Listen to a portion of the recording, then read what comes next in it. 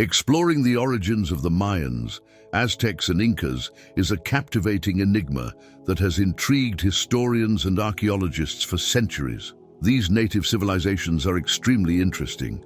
Have you heard of the Mayans, the Aztecs and the Incas? They are pre-Columbian peoples with unique cultures and ancestral traditions that date back thousands of years.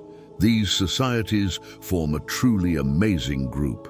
Although much of the scientific and historical evidence points to pre-Columbian America as the cradle of these civilizations. Before continuing, like this video and subscribe to the channel. I am sure that God will bless you greatly. Let's get started. In this video, I would like to offer diverse perspectives on the origins of these people, exploring biblical narratives and genetic evidence. We will analyze stories, legends, and research that have fueled this debate over time, looking for connections between Mesoamerican cultures and ancient records found in the Bible.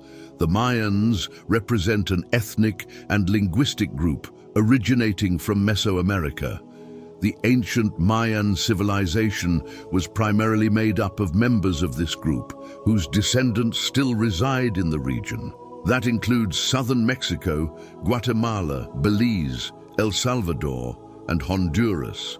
The term Maya is a modern and collective name for the people of this region, although historically it was not used by themselves, since there was no unified political identity among the various indigenous communities, societies and groups, each with its own cultural traditions and historical identities. It is estimated that approximately 7 million Mayans inhabited Mesoamerica at the beginning of the 20th century, mainly in Guatemala, Belize, southern Mexico, the Yucatan Peninsula, El Salvador, and western Honduras. They have managed to preserve many vestiges of their rich cultural heritage. Some have integrated into the mestizo cultures of the nations where they reside, while others maintain more traditional and culturally distinctive lifestyles, often using one of the Mayan languages as their primary language. The largest concentrations of contemporary Mayans are found in Guatemala, Belize, and the western parts of Honduras and El Salvador. Likewise, there are large Mayan communities in the Mexican states of Yucatan, Chiapas, Quintana Roo, Tabasco, and Campeche. For their part, the Aztecs were a Mesoamerican culture that prospered in central Mexico during the post-classic period, between 1300 and 1521. The Aztec peoples were made up of various ethnic groups from central Mexico, particularly those who spoke Nahuatl, and dominated large areas of Mesoamerica between the 14th and 15th centuries.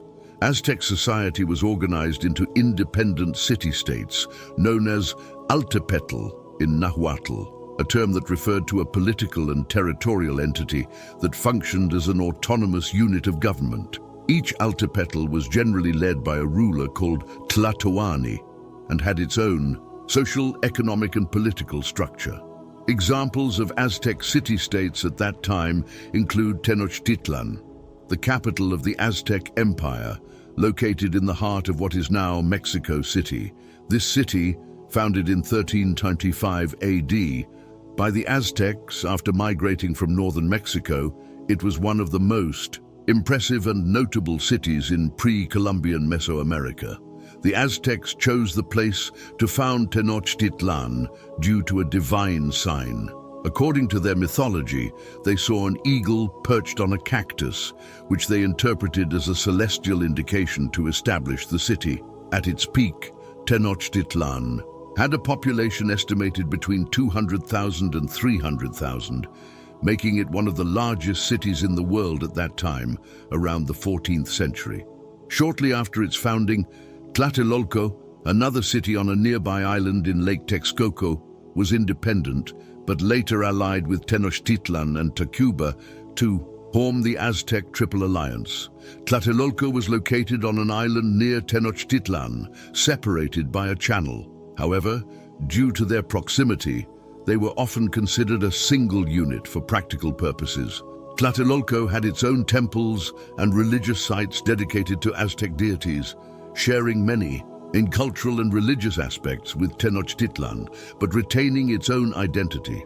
The Aztec Empire, established in 1427, was a confederation composed of three major city-states: Tenochtitlan, Texcoco, and Tlacopan, also known as Tacuba. Although the term Aztec refers specifically to the Mexica of Tenochtitlan, it is also widely used to describe the Nahua peoples of central Mexico during the pre-Hispanic period and the Spanish colonial era from 1521 to 1821. The Aztec Empire reached its maximum territorial expansion in 1519, shortly before the arrival of a small group of Spanish conquistadors led by Hernán Cortés. Cortés formed alliances with enemy city-states of the Mexica, such as Tlaxcala and other political groups, including Texcoco, which had been an ally of the Mexica in the Triple Alliance. After the fall of Tenochtitlan on August 13, 1521, and the capture of Emperor Cuauhtémoc, the Spanish established Mexico City on the ruins of the ancient Aztec capital.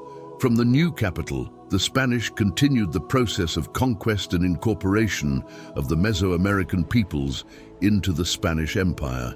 The destruction of the structure of the Aztec Empire in 1521 allowed the Spanish to govern the indigenous populations through local city leaders. These nobles swore allegiance to the Spanish crown and, at least nominally, converted to Christianity. In exchange, they received recognition as nobles by the conquistadors and acted as intermediaries to collect tribute and organize work for their new rulers, thus facilitating the establishment of Spanish colonial rule. As for the Incas, their empire, known as Tahuantinsuyo in Quechua, which literally means the four regions, was the most extensive in pre-Columbian America.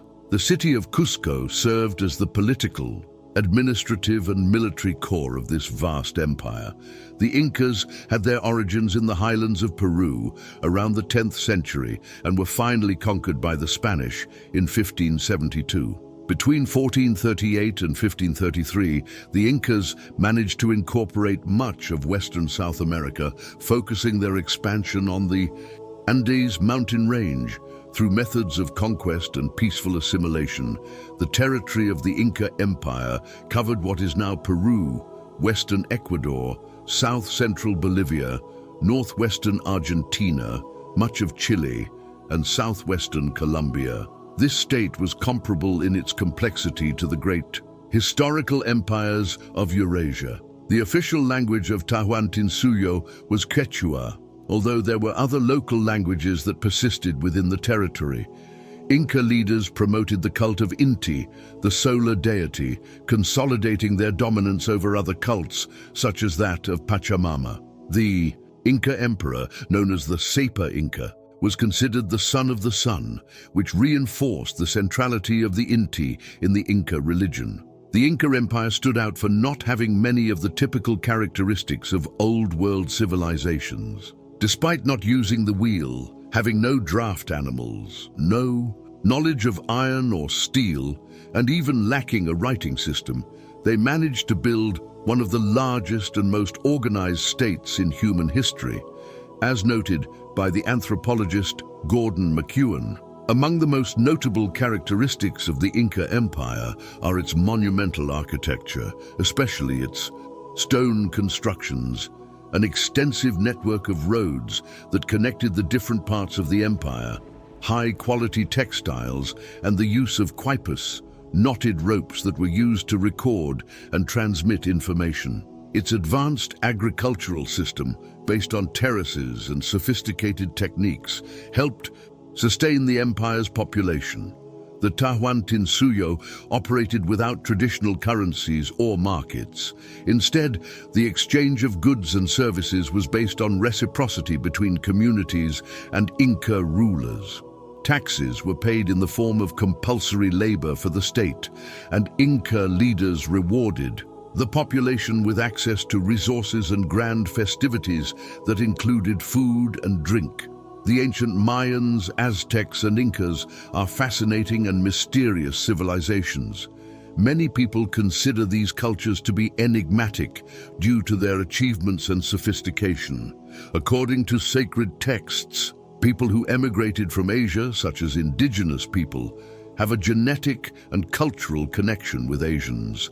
They are said to be descendants of Tarshish, one of Noah's grandsons, who is considered the ancestor of the Mongol and Asian populations. Genetic studies have revealed that indigenous peoples have Asian roots, which supports the theory that they emigrated from Asia to America.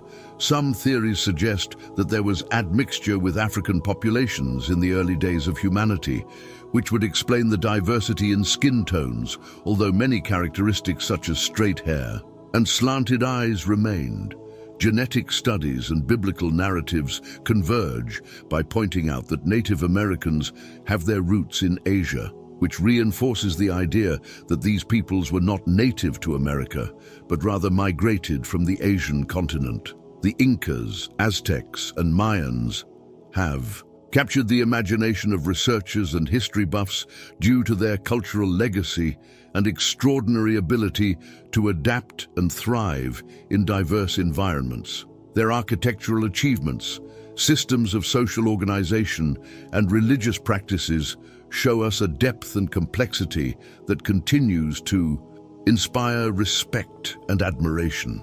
From the Mayan pyramids and imposing Aztec temples to the advanced Inca road networks, these people left indelible marks on human history. To reflect, these civilizations teach us the importance of adaptation, innovation, and resilience in the face of challenges. Its connection to biblical narratives invites us to consider how ancient migrations shaped humanity and how cultural and historical ties connect us beyond time and space. If you have been intrigued by this exploration of the origins and characteristics of the Mayans, Aztecs, and Incas, don't miss the other episodes of our series on ancient civilizations according to the scriptures.